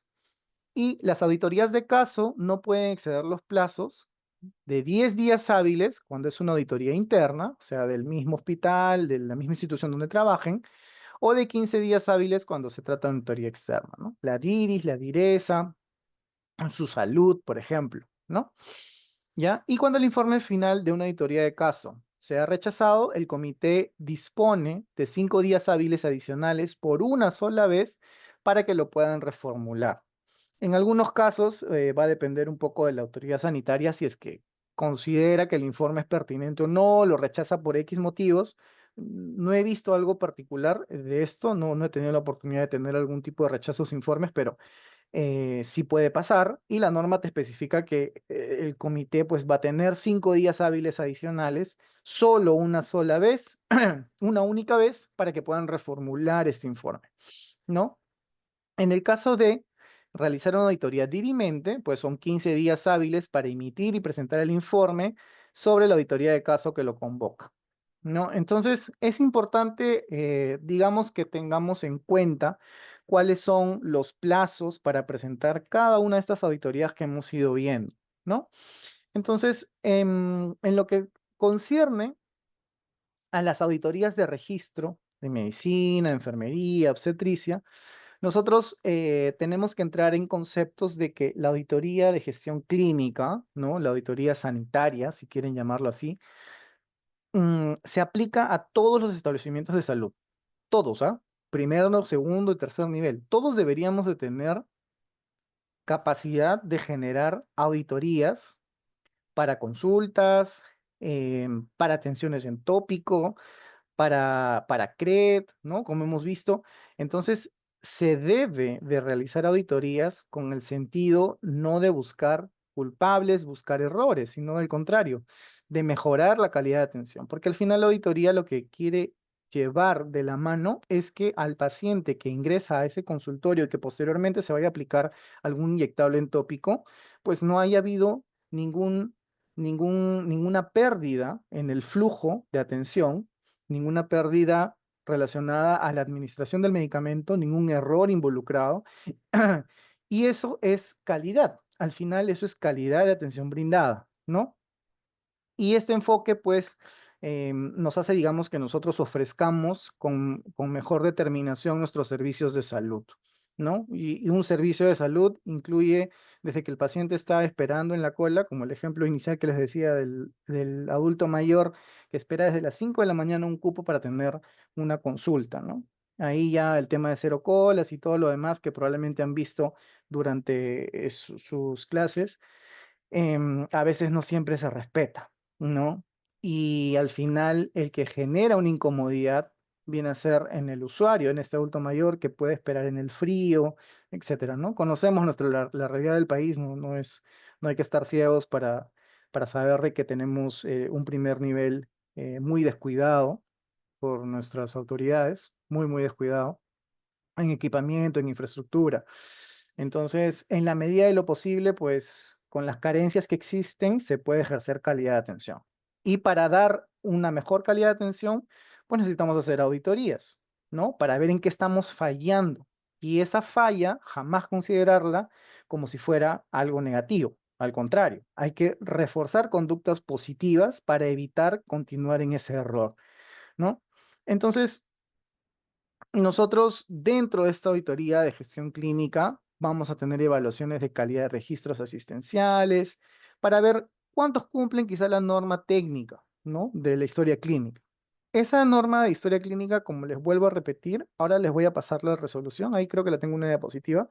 Es muy importante que ustedes la tengan como un librito suyo, lo adopten propio, ¿no? Al igual que esta normativa de calidad. Porque van a ver cuando hagan auditorías, pues muchas que están relacionadas. Ahora, si nos involucramos en un sector privado, eh, pues va a devenir quizá algunas normativas propias de esta parte privada, alguna manera de trabajar quizá diferente, pero acuérdense que tanto público como privado tienen a su madre, que es el Ministerio de Salud, y el Ministerio de Salud es el que dicta normas para todos. Salud, Fuerzas Armadas, todas las sanidades y todo el sistema fragmentado que tenemos de salud debe adaptar normas del Ministerio de Salud, ¿ya? Entonces, sí la parte de calidad me parece que lo tiene un poco más establecidos en salud. Sin embargo, pues hay muchas instituciones del Ministerio de Salud, del MINSA, que están descuidadas en lo que concierne la parte de calidad, ¿no? Yo también estuve un tiempo en una DIRIS como apoyo técnico en el área de calidad, y inclusive los mismos que comandan el área, pues no todos son personas pues capacitadas, ¿no? Hay de todo, hay de todo y se necesitan, creo, buenos gestores, buenos auditores para poder llevar mejor el rumbo de algún hospital, de algún centro de salud, de algún puesto de salud inclusive, em, para que mejoremos la calidad de atención, con nuestras carencias, ¿no? Porque hay carencias y fuertes en equipo de infraestructura y hasta en recursos humanos. Entonces, a veces darle un trabajo adicional a alguien, tú me vas a apoyar con las auditorías, etcétera, terminan pues incomodándose, ¿no? Si no están en mis funciones, etcétera. Hay que ver la forma, ¿no? Todo eso es un tema de gestión. Pero bueno. Entonces, hay formatos de evaluación, ¿no? Que menciona la normativa, que son los registros médicos, ¿no? Que tienen que ver, pues, las notas de evolución, hojas de indicaciones, interconsultas, que solo lo van a registrar los médicos. Al igual que los registros de enfermería, solo lo registra el enfermero o la enfermera, ¿no? Las hojas de balance hídrico, ¿no? Salvo, pues, quizá ginecobstetricia también tienen sus hojas de balance, ¿no? Hojas de gráficas de signos vitales, el CARDEX de enfermería, las notas de evolución de enfermería. No se va a pretender, pues, que una obstetra, pues, registre en una evolución de enfermería, o que una nutricionista quiera registrar en una evolución de enfermería. No, enfermería tiene sus formatos propios. El médico tiene sus formatos propios, el odontólogo sus formatos propios, etcétera, ¿no? Como por ejemplo, el odontograma, ¿no? El odontograma no lo hace un médico, no lo hace un enfermero, lo hace un odontólogo. Entonces son formatos propios que cada uno de los profesionales de la salud registra y es responsable de su registro, ¿no? A veces nos pasa que yo he trabajado mucho tiempo con enfermeras en la clínica, de verdad que por ellas he aprendido muchísimas cosas. Ellas, por el tema de JCI, son mucho más prolijas con las historias clínicas, ¿ya?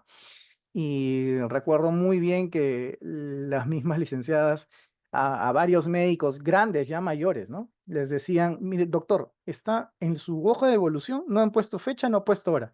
Y ellas muy convencidas y bien autoritarias, ¿no?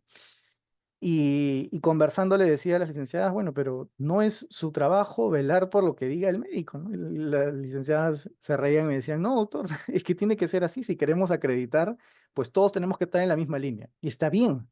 Ese tipo de comportamiento, de actitud, a veces no lo vemos en el público, ¿no? No me van a dejar mentir, más en el privado, pero ese entusiasmo contagia mucho. Eso es algo positivo. Y si bien es cierto, pues las licenciadas no tenían que ver nada con el registro del médico, pero igual lo revisan, ¿no? Ellas chequean la evolución, si hay alguna indicación adicional que no se haya dado de forma directa con el tratante, pues revisan y le dicen, y hay esta confianza, digamos, la cultura en la clínica fue pues mucho mejor, y hay esa facultad de poder decirle al médico, mira, te está faltando la hora, la fecha, y es verdad, JCI revisa eso. Cuando pasan temas de acreditación, por mínimo que parezca, colocar una fecha y una hora es importante, y que sea congruente aún más, porque el paciente pasa pues por todo un canal, ¿no? Desde que llega a emergencia, se ve en la parte de triaje y posteriormente triaje decide, ¿sabes qué? te vas, no sé, a hospitalización, perdón, triaje, emergencia, hospitalización, o quizá el paciente requiera algo adicional, ¿no? Entonces, es muy importante tener una secuencia con fechas, horas. Y así nos vamos acostumbrando, ¿no? Entre profesionales, corrigiéndonos, apoyándonos, no penalizándonos, como muchas veces pasa en algunos lugares, ¿no? Estás haciendo mal, ¿no? No estás haciendo bien las cosas, etcétera. Hay que tener un poco de tino para decir las cosas también, ¿no? Entonces, como les decía, pues cada uno de los profesionales tiene registros, cada uno de los registros, y lo vamos a ver en la próxima clase, tiene alguna forma de calificarse, ¿no? Entonces, yo, por ejemplo, como enfermero, voy a tener mi cardex de enfermería y voy a evaluar si es que estoy colocando el medicamento tal, si es que estoy colocando la dosis correcta, etcétera. Entonces, todo eso va a generar un puntaje que me va a servir para mis auditorías programadas y yo voy a ver en base al puntaje si es que hago o no algún tipo de intervención. ¿Ya? Eso lo vamos a ver la otra clase para que digamos, podamos hacerlo un poco más práctico. Ahora es más teórico para que puedan entender cómo es que se hace un informe y ya en un ratito les voy a pasar lo que corresponde a las guías de práctica clínica. Y esto es el tema de las herramientas, ¿no? Es muy importante que tengamos herramientas que nos van a servir a nosotros los auditores para poder avalar nuestra información, ¿no? ¿Qué viene a ser qué cosa? ¿Qué vendría a ser lo de las herramientas? ¿Alguien se acuerda? O sea, la parte de la normativa, la parte técnica, ¿con qué estaba relacionado?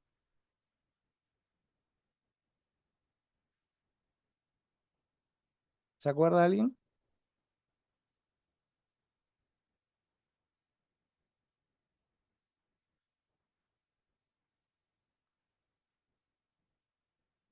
El hallazgo, ¿se acuerdan que tenía tres partes? Sería una sumilla,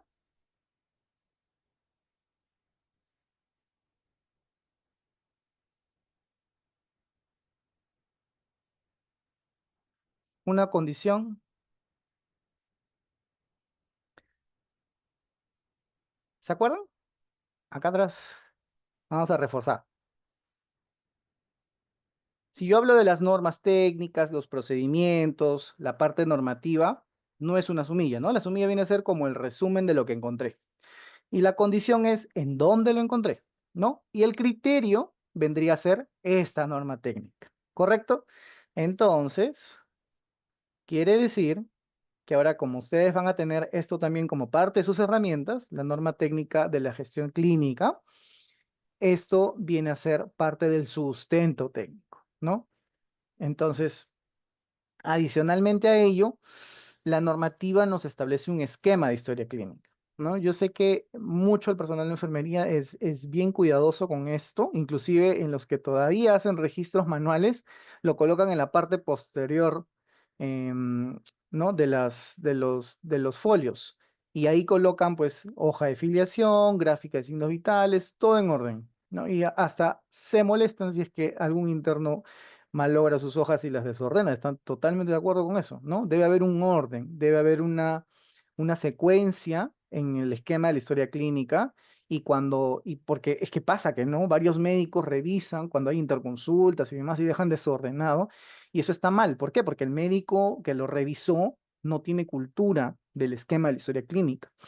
Entonces, eso es bueno instruirlo porque al momento que nosotros hagamos una recopilación como auditores de la historia clínica tiene que estar ordenada. Nosotros, si encontramos la hoja de filiación al último, no vamos a empezar como la filiación como primera parte del folio. ¿Me dejo entender? Entonces, ojo, que esté al último porque haya habido alguna confusión, ¿no? Generalmente las historias clínicas a mano pues están numeradas, tienen el nombre del paciente abajo, la cama, etcétera. Pero debe haber una congruencia en cuanto al esquema de la historia clínica. Porque en base a eso, nosotros vamos a foliar, sacaremos copias, los que manejamos ya parte más digitalizada, se verá con la parte digital, etcétera, ¿no? Entonces, existe un esquema que se debe de respetar. Cuando analizamos una historia clínica, ¿no? Debe estar completamente foliada, ¿no? Porque eso nos va a ayudar a reconstruir los hechos. y a buscar algún criterio que como auditores pensemos que está incorrecto y en base a nuestro sustento vamos a decir esto está mal, no está relacionado a la norma por tal o cual causa, ¿no? Es importante que ordenemos todos los documentos, sistematicemos la información, de alguna forma hagamos una línea de tiempo, ¿no? Una línea de tiempo, como les mencioné, que nos va a servir para poder tener, digamos, una recopilación de los hechos y vamos a poder discernir cuál es más o menos importante, cuál pasó antes, cuál pasó después y quién intervino en cada uno de los hechos que hemos encontrado, en qué lugar sucedieron cada uno de los hechos, ¿no? Pudo haber estado inicialmente el paciente en la emergencia y luego pasa a sala de operaciones. Ahí sucedió un problema, ahí hubo un evento en sala de operaciones. Pero no porque el evento haya sido en sala de operaciones, yo dejo de atender desde el ingreso del paciente a través de la emergencia y el triaje. ¿No? ¿Me dejo entender? Y posteriormente, pues el paciente pasa a recuperación, a la URP, etcétera, y pasa nuevamente, posteriormente a ser hospitalizado en alguna cama clínica. Entonces, toda esa secuencia es importante, ¿no? Desde que el paciente ingresa hasta que se va y el evento en alguno de los puntos surgió. Entonces, ahí es muy importante realizar una línea de tiempo. Ahora les voy a explicar con un gráfico, creo que es el siguiente. Sí. Entonces, en este proceso de atención clínica, ¿no? Acá tenemos, por ejemplo, un establecimiento privado que es un 3-1 y tenemos a una mujer de 56 años hospitalizada por un tratamiento quirúrgico por una hernia al núcleo pulposo L4, L5, ¿no? Se consigna como médico tratante del neurocirujano 1. Entonces, cuando hacemos una línea de tiempo y cuando en algún momento tengan la oportunidad de presentar a una DIRIS o a una autoridad alguna presentación respecto a una auditoría de caso, que sea importante, van a tener que presentar su línea de tiempo consignando los datos más relevantes y más importantes para el informe de la auditoría que han realizado. Entonces, acá tenemos por fechas, ¿no? Esto surgió, por ejemplo, el 25 de octubre del 2010 a las 10:05. A las 15:15 pasó el paciente a sala de operaciones. Ese mismo día no se pone signos de interrogación porque de repente la fecha no era completamente legible. Yo lo que sugeriría, en lugar de colocar como signos de interrogación, es colocar entre paréntesis fecha no legible o fecha no identificable, ¿no? Este es un ejemplo. Y a las 18:15, pues el paciente pasa a la UCI. Entonces, las horas, las fechas son importantes porque me dan una secuencia de en qué lugar estuvo el paciente, qué médico intervino con el paciente. Este es médico cirujano 1, este es el neurocirujano 1, A1 viene a ser el anestesiólogo 1 y así, ¿no? Sin colocar específicamente nombres y apellidos del profesional de la salud. Esto es con cuestiones de realizar una línea de tiempo. Porque lo que nos interesa a nosotros es identificar qué fue lo que pasó con el paciente. Ya posteriormente, y es muchísimo más fácil, identificar, digamos, a un culpable si es que hubiera algún tipo de negligencia. Como les digo, nosotros no vemos la parte punitiva. Sin embargo, sí hay que identificarlo y colocar en la historia clínica que el médico NS1, en este caso el neurocirujano 1, no realizó los pasos establecidos en la guía de práctica clínica tal, se coloca, ¿correcto? Entonces, acá tenemos que la paciente ingresa con diagnósticos de hernia del núcleo pulposo, antecedente de hipertensión, hipotiroidismo, obesidad mórbida, y estuvo esperando en sala de operaciones. Pasa a su sala de operaciones, le encuentran hipoxemia, hace un espasmo bronquial, y para ello, dentro de esto, ¿no? Acá vemos, por ejemplo, la leyenda. Perdón que corte ahí, pero es importante ver el tema de la leyenda. Entonces, el color nos va a identificar algo específico. Signos y síntomas, hallazgos de laboratorio, todo lo más relevante. El diagnóstico, el plan de trabajo, el tratamiento. Y acá tenemos las denominaciones de las siglas, ¿no? Médico cirujano, anestesiólogo, intensivista, cardiólogo, etc. Entonces, esta paciente con algunas comorbilidades, pues ingresa a sala de operaciones para resección de una hernia y termina siendo un espasmo bronquial. Posteriormente, entre sala de operaciones y la sala de recuperación, pues ha tenido una intervención de RCP y ha sido insuficiencia respiratoria con shock y un edema agudo de pulmón. A la paciente le han realizado un RCP avanzado, ¿no? Ventilación mecánica, inotrópicos, vasopresores. Y aquí está todo el medicamento, todos los medicamentos que le han colocado a la paciente, desde Solucortef, adrenalina, atropina, etc. Ya en la UCI, la paciente ingresa con taquicardia, hipoxemia, hipotensión, se le diagnostica de shock distributivo, se le hace monitoreo hemodinámico, hemocultivo, antibióticos y corticoides, ¿no? Entonces, es así como se debe hacer una línea de tiempo con los hallazgos más relevantes. Algo importante que rescato yo de esta línea de tiempo es que todas las horas, si se dan cuenta, ¿alguien se ha dado cuenta? Cuando nosotros redactamos en horas, colocamos tal cual horas, ¿ya? Me especifico. 10:05 horas viene a ser 10:05 AM. Si yo quiero decir 10 PM, colocaría 22:05 horas, ¿ya? Como auditores, nosotros no debemos de colocar ni AM ni PM. Colocamos como horas, 10 horas, 20 horas, 15 horas, 16 horas, 17 horas. Así es como se debe hacer la redacción en una línea de tiempo, incluyendo en sus informes de auditoría. ¿Ya? Entonces, con este ejemplo queda un poco más claro la importancia de la herramienta de una línea de tiempo para que nosotros nos podamos orientar un poco mejor respecto a hechos relevantes para que al momento de hacer el informe sea muchísimo más sencillo. Y al momento de, si es que este es un caso de importancia para una autoridad sanitaria, pongámosle el Ministerio de Salud, al momento de hacer la presentación, que no necesariamente lo podría hacer el jefe de auditoría, sino el director de su institución, les va a pedir una revisión previa, ¿no? Para que pueda entender quizá los hechos y demás, salvo pues que lleven al jefe del área de auditoría, perdón, de calidad, o al equipo auditor que realizó el caso. Entonces, es importante hacer esto previo a la redacción de un informe y tener claros cuáles son los hechos más importantes que yo voy a detallar en el informe y en base a eso quizá hacer mis recomendaciones. No, como les dije, es importante el tema de la fecha y la hora. Se coloca en horas, no colocamos a MPM.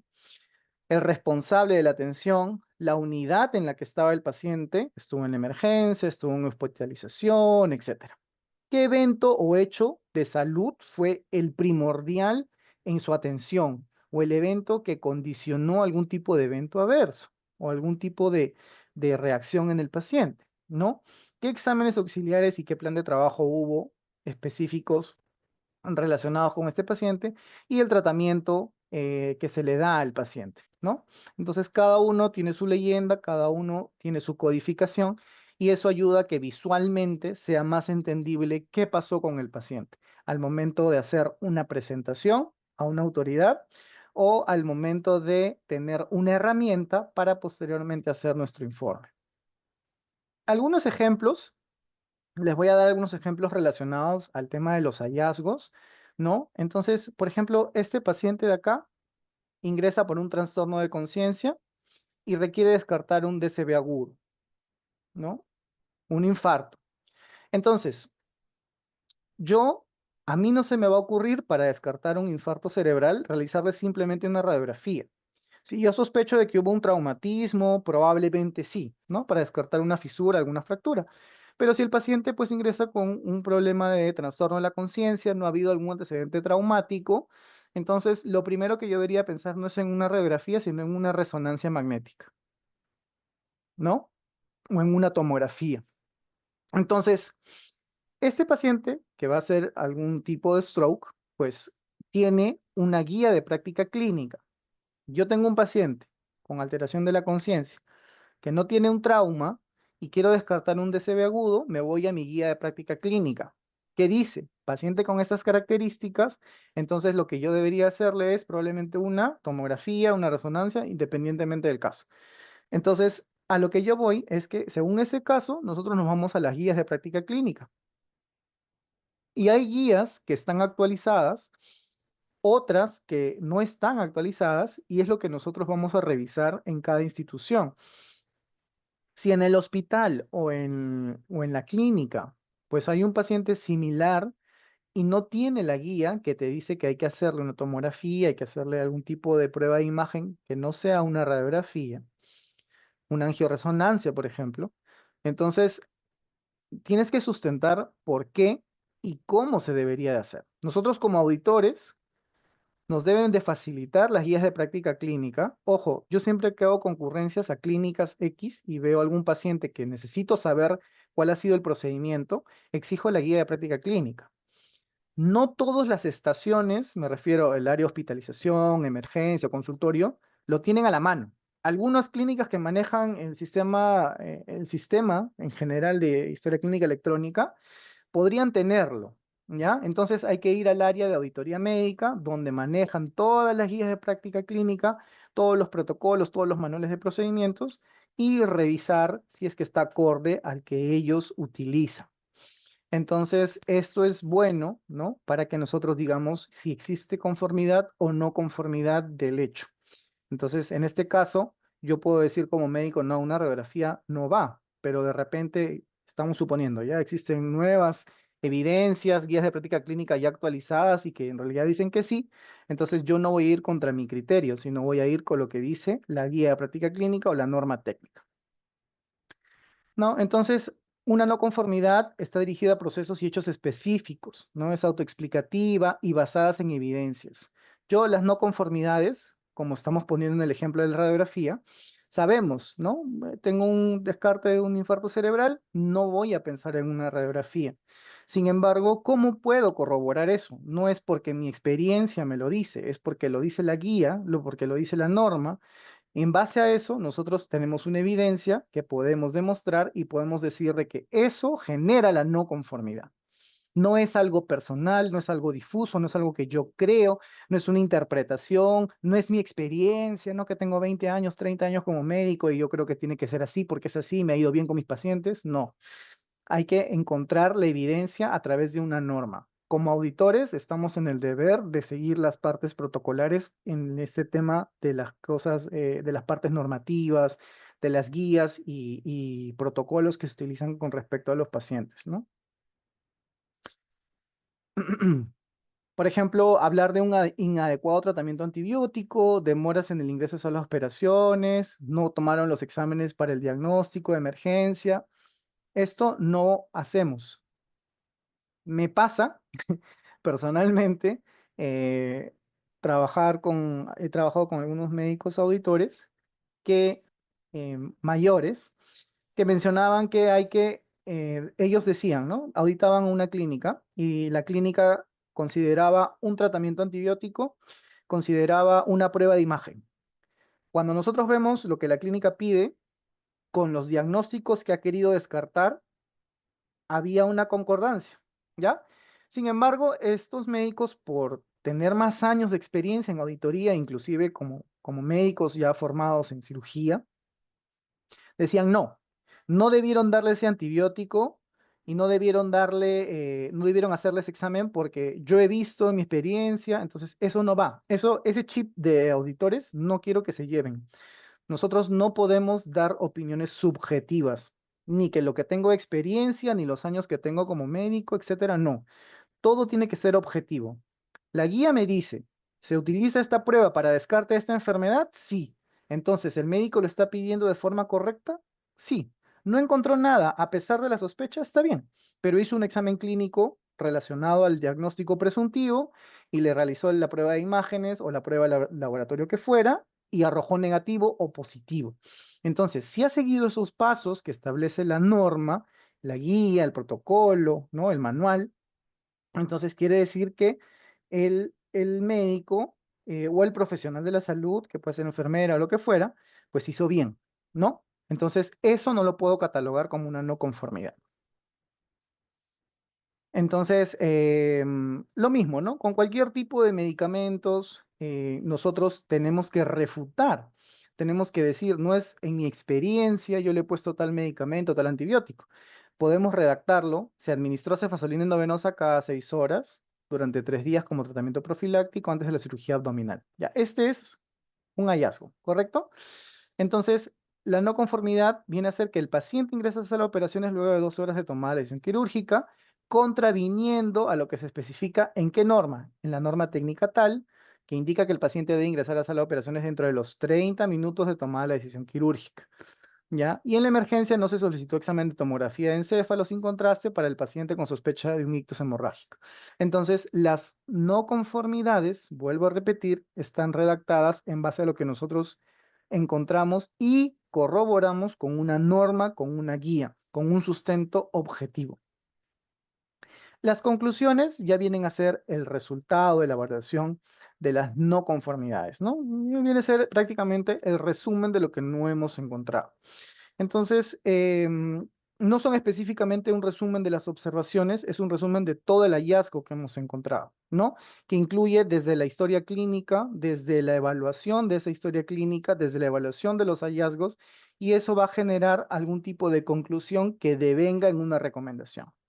Y por su parte, pues las recomendaciones, como les estaba diciendo, hay que saber qué es lo que hubo, quién fue la persona que estuvo involucrada o el departamento en el que estuvo involucrado y ponerle algunos plazos para poder realizar nuestras recomendaciones, ¿no? ¿Dónde es que vamos a ejercer, digamos, esta recomendación? Si es en el departamento de cirugía, etcétera. El elaborar y aplicar las guías de práctica clínica sobre el manejo de profilaxis antibiótica, socializar la norma para su cumplimiento inmediato, esto no es considerado una no conformidad, ¿no?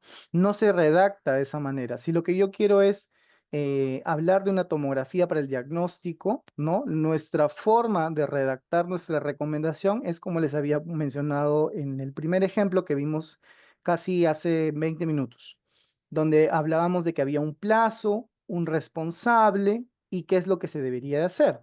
Entonces, la forma correcta de redactar es que en todo paciente con sospecha de un ictus hemorrágico hay que solicitar una tomografía cerebral sin contraste entre los 30 minutos de lo establecido el diagnóstico. Responsable, el jefe de departamento de emergencia, y el plazo debe ser inmediato, ¿no? Deben hacer acciones inmediato. La profilaxis antibiótica previo a la cirugía debe administrarse como dosis única. Y el responsable y área del jefe de departamento de cirugía debe ser perdón, el responsable debe ser el del jefe del departamento de cirugía y el plazo también debe ser inmediato. Entonces, esa es una forma de redactar nuestras recomendaciones, ¿no? Tienen que tener todas un sustento técnico. Concierne a la norma, pues se aplica todo. Como les mencioné, tanto público como privado debe de tener la aplicación de esta normativa, ¿no? Las direcciones, las jerezas, las sanidades, todos los establecimientos públicos y privados deben de aplicar esta norma.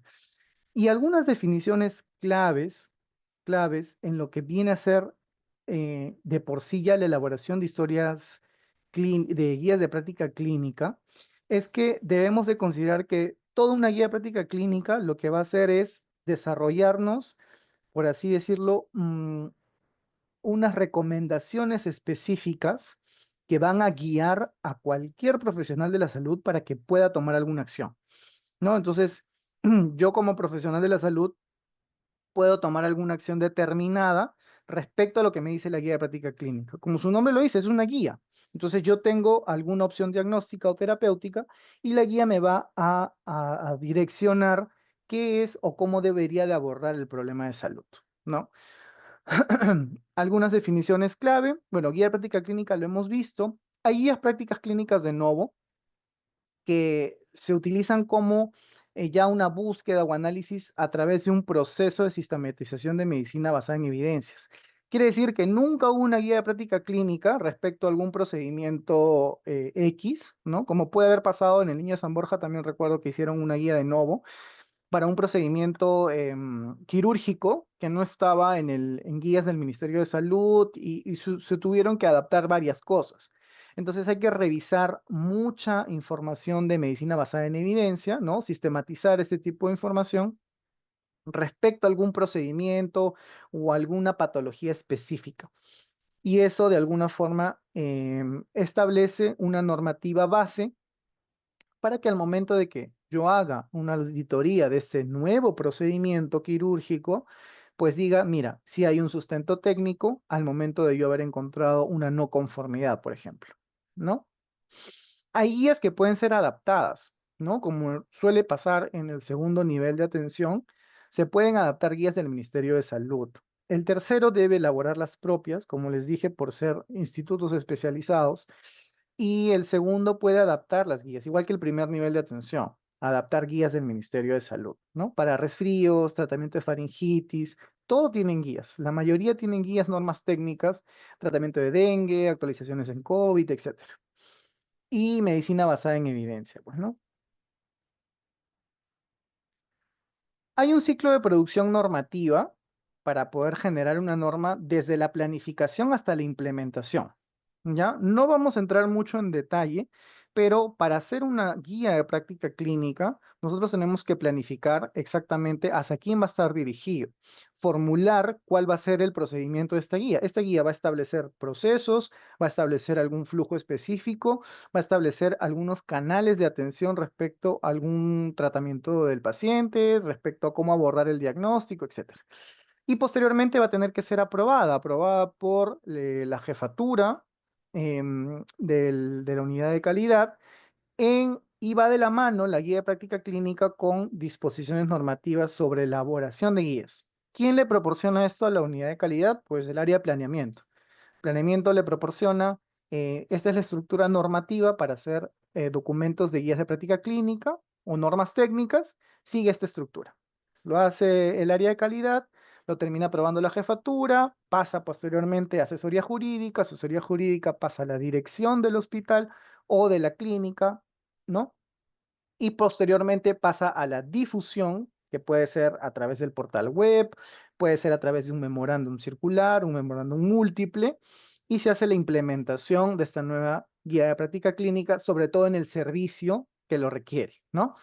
Entonces, todo este es el proceso, así de manera resumida, para una elaboración de guía. Las responsabilidades son amplias, ¿no? A nivel nacional, regional y local. Entonces, cada establecimiento de salud tiene el deber de implementar la norma. Como les repito, el primer nivel de atención adapta normativas y en muchos de los casos no elabora guías nuevas, ¿no? Quien se encarga un poco de la formulación de guías podría ser, aparte de la DIRIS, el Ministerio de Salud, quien es el que debería de reformular algunas guías, algunas normas que puedan estar desfasadas.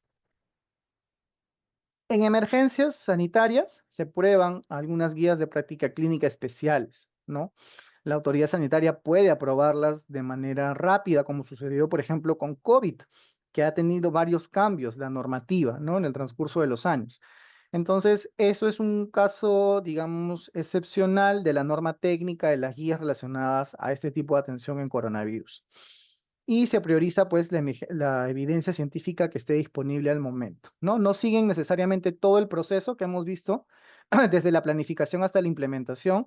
A veces simplemente se formula, se aprueba y se difunde, porque es un caso de emergencia. Entonces, no hay que darle mucha vuelta a la guía, necesitamos una base sobre cómo tratar al paciente, ¿no? Esto es un ejemplo clarísimo de lo que pasó en COVID, que la norma técnica se actualizó bastante rápido.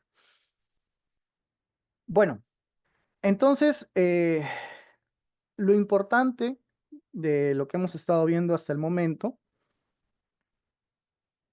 era ver cómo nuestra auditoría contribuye a la mejora de calidad en atención, ¿no? A través de este taller, ver casos, metodologías, sobre todo la línea de tiempo, y cómo es que se elaboran estas guías de práctica clínica para que nosotros tengamos un sustento normativo al momento de hacer nuestras auditorías. Entonces, hasta aquí yo espero haber sido claro en la medida de lo posible con los ejemplos.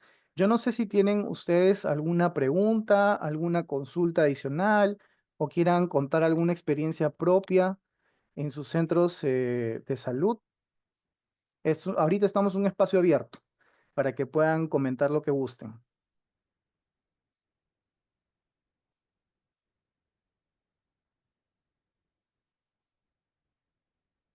¿Alguno tiene alguna consulta, alguna duda, algo no ha quedado claro? O quizá quiera comentarnos un poco de su experiencia en sus centros relacionados a gestión de la calidad o en la parte de auditoría, o qué otras herramientas utilizan para hacer auditorías.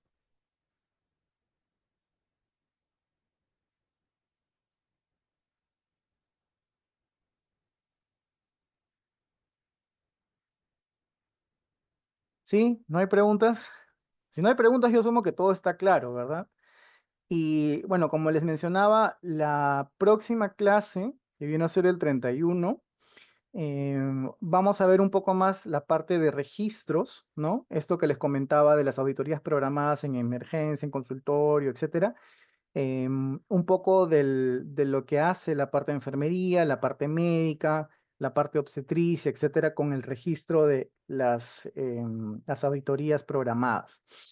Entonces, vamos a adentrarnos un poquito en la parte operativa y si hubiera alguna duda o alguna consulta respecto a esta clase también, yo estoy presto de solucionarles cualquier tema y apoyarlos en lo necesario, ¿no? Bueno, entonces creo que no hay más preguntas. Para mí ha sido un gusto poder estar con ustedes esta tarde y impartir un poco de esta clase, los conocimientos que hay, un poco de la experiencia y que también pues lleven eso, ¿no? Yo me quedo contento de que al menos hayan entendido de que nosotros como auditores trabajamos en conjunto, ¿no? Médicos, enfermeras, quienes estén relacionados con la atención de calidad del paciente y quienes quieran de alguna manera contribuir a través de la auditoría. ¿No? Se contribuye muchísimo, hayan visto que es necesario totalmente ser auditor para hacer mejora en los procesos de atención de los pacientes, ¿no? Nos llevamos de la clase de que nosotros no somos punitivos, ¿no? Nosotros en realidad hacemos auditorías en pro de la mejora de calidad de atención del paciente. Existen distintos tipos de auditorías, desde auditorías internas que se realizan a través de las propias instituciones, auditorías externas, un ente específico como una DIRIS, una autoridad sanitaria como su salud, Ministerio de Salud. Existen otras denominaciones de auditorías como las dirimentes, que ya se hicieron dos tipos de auditorías y no hubo respuesta, o la respuesta fue contradictoria entre los auditores y hay que hacer una nueva por solicitud. Y nos llevamos que existen herramientas que nos van a facilitar hacer un informe de auditoría. Ya sabemos la estructura del informe, la herramienta principal es una línea de tiempo y nos va a ayudar a identificar causas específicas. Cuando hacemos el informe, ya sabemos también que tenemos hallazgos, ¿no? Y en estos hallazgos vamos a tener pues condición, sumillas, criterios. Entonces, estas terminologías quizá nuevas las van a ir aplicando poco a poco con la parte operativa porque eso es lo que vemos como auditores. ¿Listo? Ha sido un gusto entonces. Si no había más preguntas, más consultas, nos estaríamos viendo hasta el próximo domingo, el 31.